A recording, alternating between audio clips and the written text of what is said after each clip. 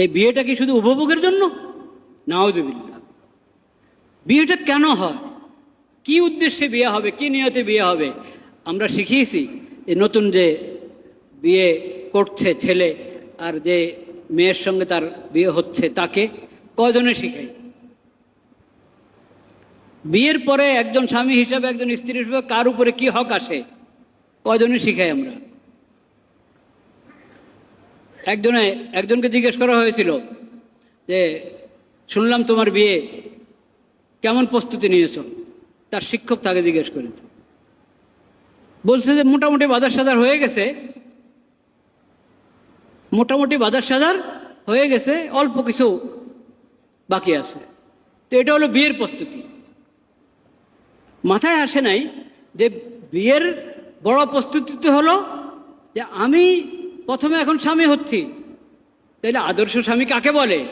স্বামীর প্রতি ইসলামের কি বিধান, স্ত্রীর প্রতি ইসলামের কি বিধান? কয়দিন পরে আমি বাপ হব, আমার স্ত্রী মা হবে। আদর্শ বাপকে, আদর্শ মাকে।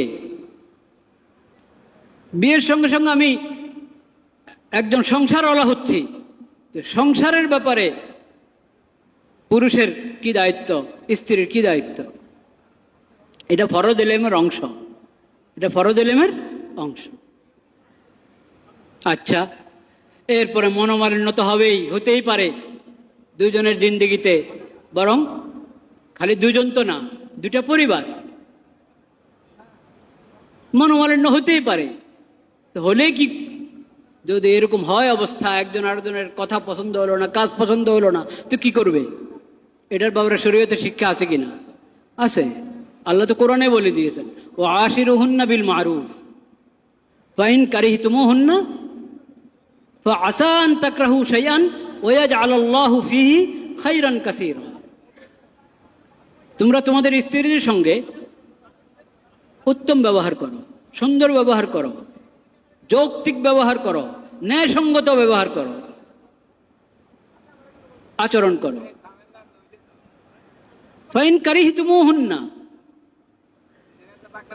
ফাইন কারিহতুমুহুন্না, বিয়ে তো হয়ে গেছে কিন্তু এখন তোমার কাছে ভালো লাগছে না মেয়েটা ভালো লাগছে না, এই কথা বলে না। মেয়ের কোনো একটা বিষয় ভালো লাগে না, মেয়ের কোনো একটা বিষয় তোমার ভালো লাগছে না, এই কথা এভাবে বলা হয় নাই। আয়াতে বলেছেন ফাইন কারিহতুমুহুন্না, ওই স্ত্রী ভালোই লাগছে না, তোমার পছন্দ হলো না, মেয়েটাই পছন্দ হলো না তোমার। আল্লাহ কি বলেন? ফাইন কারিহতুমুহুন্না ফাআসা আন তাকরাহু শাইআন ওয়া ইয়াজআলাল্লাহু ফীহি খায়রান কাসীর। আরে তোমার যদি অপছন্দ হয়েও থাকে, ভালো লাগছে না, মনে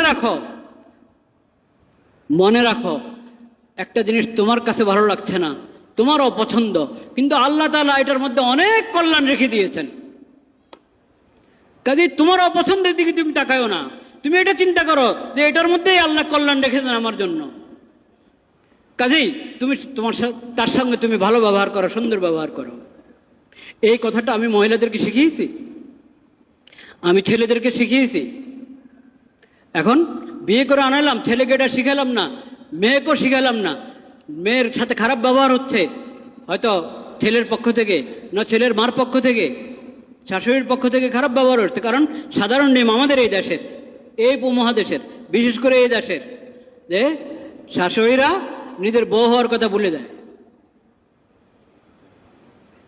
এটা থেকে খুব কম শাশুড়ি আপনি পাবেন যে যিনি প্রথমে বউ হয়ে এসেছিলেন এই বাড়িতে, ওই কথা ওনার মনে আছে, এরকম পাওয়া মুশকিল আছে।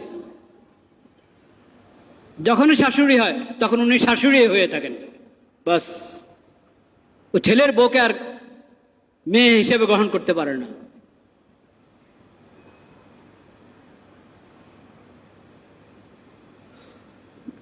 কেন? খালি তাদের স্বভাবের দোষ, সব কিছু আমাদের দোষ, আমরা তো শিখাই নেই। এই যে কথাটা ফাইন কারিহতুমুহুন্না, এটা দোনো দিক থেকে।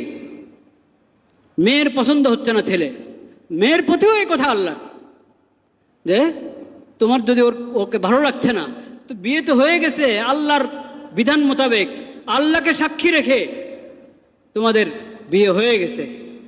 তো এখন সুন্দর জিন্দিগি যাপনের চেষ্টা করো। নিজের পছন্দকে আল্লাহর উপরে ছেড়ে দাও। বাস আল্লাহর হুকুমের জন্য নিজের পছন্দ বাদ। আল্লাহ বলেছেন যে আল্লাহ এটার মধ্যে অনেক কল্যাণ রেখেছেন, এমন হতে পারে তোমারও পছন্দ, কিন্তু আল্লাহ এটাতে অনেক কল্যাণ রেখেছেন। কাজে ওইদিকে তাকিয়ে আল্লাহকে রাজি খুশি করার জন্য সাধারণ সংসার করে যাও। খোঁচাখুচি করো না, একজন অপরের হক নষ্ট করো না।